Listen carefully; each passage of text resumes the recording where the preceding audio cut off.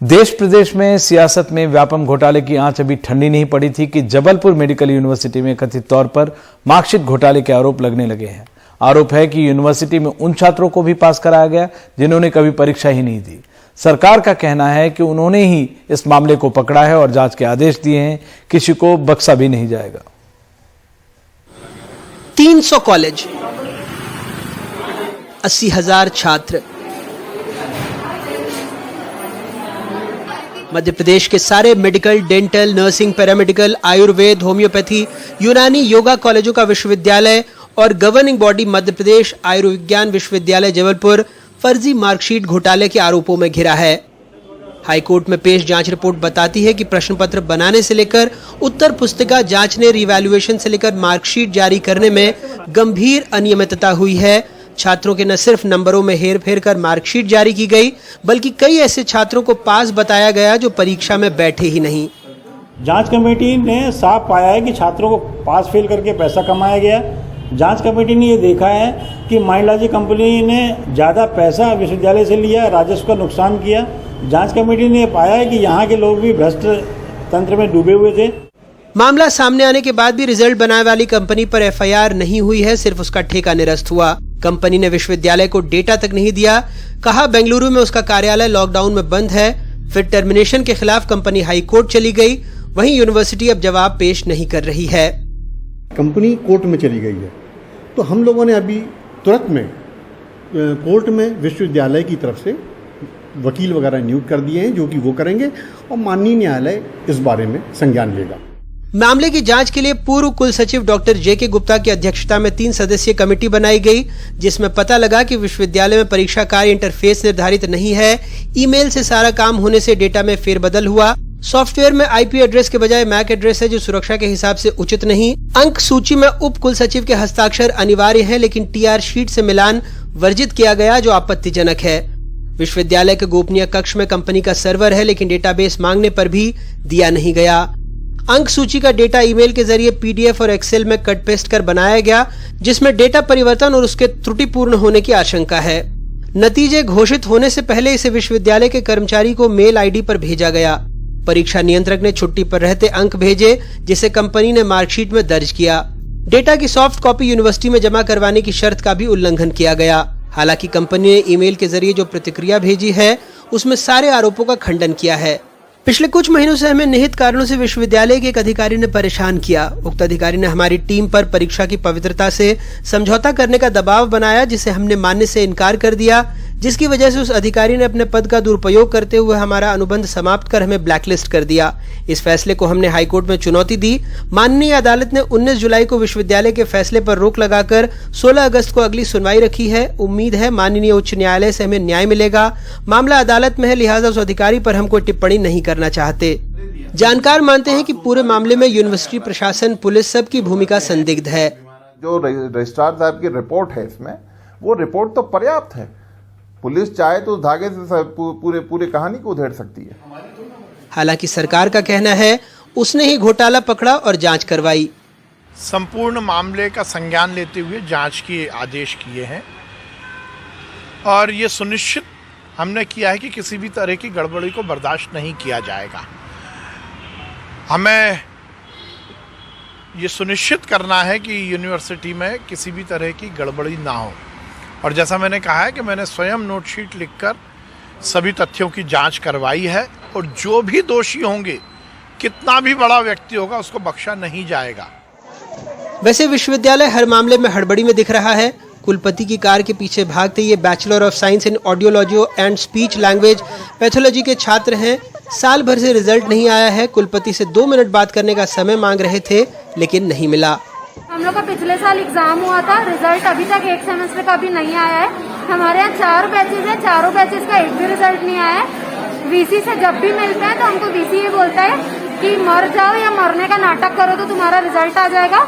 और अभी हम सामने उनसे बात करने गए तो वो कार से हमको कुचलते हुए जा रहे थे। बहरहाल जांच कमेटी के जेके गुप्ता पद से हटाए जा चुके हैं। वहीं परीक्षा नियंत्रक, जिन्हें परीक्षा परिणामों के लिए जिम्मेदार बताकर हटाया गया था, उनका तबादला आदेश अगले दिन ही निरस्त हो गया। लेकिन जुलाई में मामले की और परतें खुलने के बाद उन्हें फिर अपने पद से हटा दिया गया। व्यापम भवन के नाम में बदलाव हो गया, अब ये चयन भवन बन गया, लेकिन इस पर लगे आरोपों में कोई बदलाव नहीं हुआ है। सूत्र तो यहाँ तक बताते हैं कि जिस कंपनी पर मार्कशीट बनाने का जिम्मा था उसे ब्रॉडबैंड का बिल, बिजली का बिल भी भरना था, लेकिन ब्रॉडबैंड का बिल भी विश्वविद्यालय प्रशासन ने भरा और बिजली का बिल भी सरकारी मदद से भरवा दिया गया बगैर ऑडिट के, और जिम्मेदारों पर कोई कार्रवाई भी नहीं हुई। जबलपुर से संजीव चौधरी और भोपाल से कैमरा पर्सन रिजवान खान के साथ अनुराग द्वारी, एनडीटीवी इंडिया।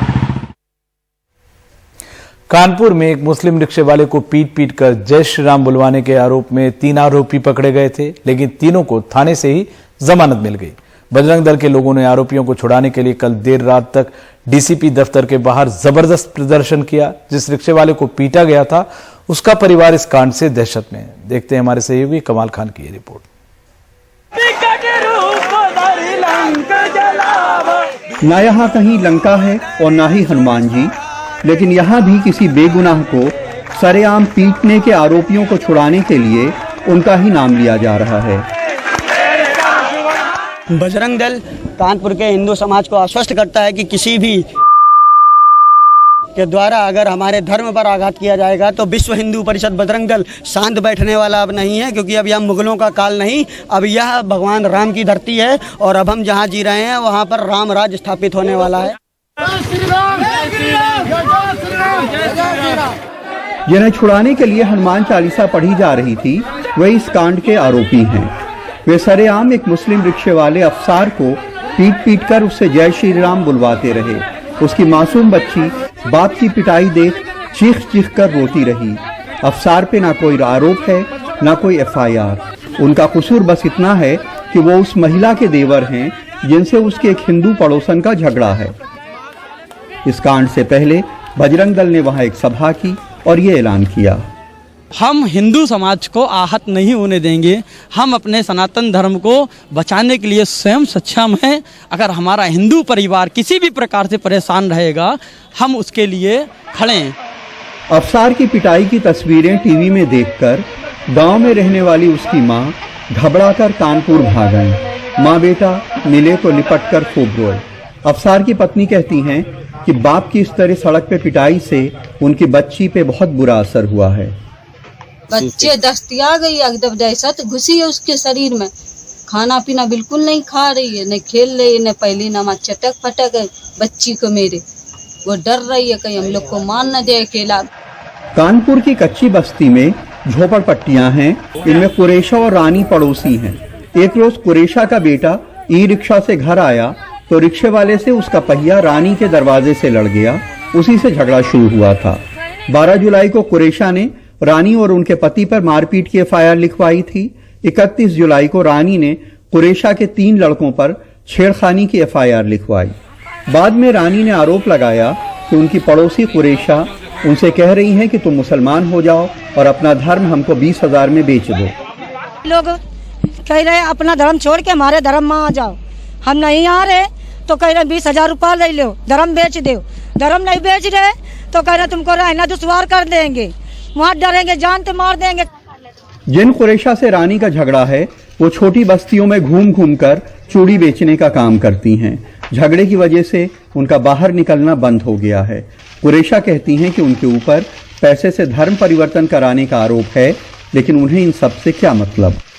या हमें सब्जी लाने को तो पैसा है नहीं है तो हम इनका 20,000 कहाँ से दे देंगे। हमारे जब खाने का तो है नहीं है, हम 20,000 कहाँ करें बता। अच्छा है अब ये झूठी है जब कबूती तो ये सब कही रहे हैं आदमी। एक गरीब रिक्शे वाले के साथ जो कुछ हुआ, हो सकता है इससे पोलराइजेशन में मदद मिले, हो सकता है इससे राजनीतिक लाभ भी हासिल हो, लेकिन किसी गुंडागर्दी में भगवान का नाम इस्तेमाल करने से ज्यादा शर्मनाक और कुछ नहीं हो सकता है।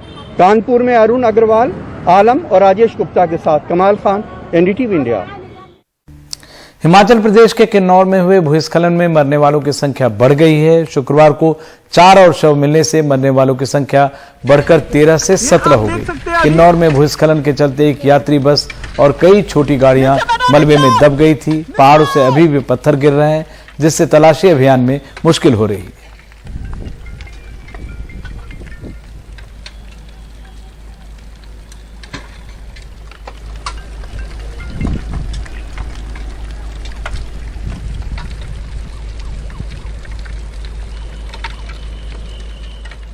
ये आप देख सकते हैं।